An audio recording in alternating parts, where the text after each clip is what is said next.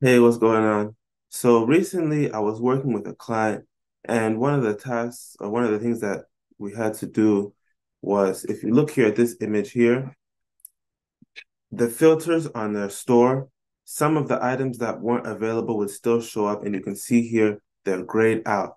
But the store, they didn't want that to show. If the product is not available, they didn't want those items to be grayed out, especially because those available products, you'd have to click more to see the ones that are more available, and it was too confusing. So they wanted to remove these grayed out items and also remove this see more so that it could just show the products that are available. So I'm going to show you in this video. It's very simple how to set this up on your Shopify store. So what you want to do, the first thing you want to do is go to your theme.css.liquid file. You want to search for this class here, filter item dash dash disabled. This is the class that targets those disabled items. All you want to do is come in here and type this code, display none.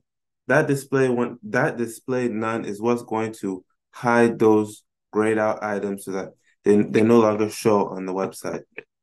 Once you have that, the next thing you might want to do is to hide this see more button.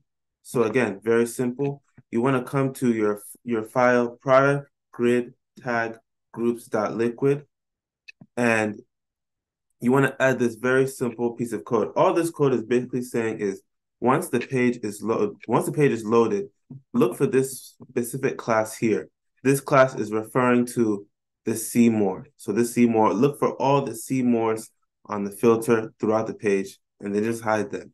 That's all this code is saying here. So I'll leave this up for a second so that you can type it in and paste it in your code file. But if you add those two pieces of code here, the filter item, the displayed none, and then also here, you add this code to your product grid tag groups.liquid. You can be able to adjust your filter on your store so that way you don't have those products which are not available showing, so that in turn you only have products available showing to your customers. So I wanted to share this with you. If you have any questions, please feel free to reach out, and I hope this helped.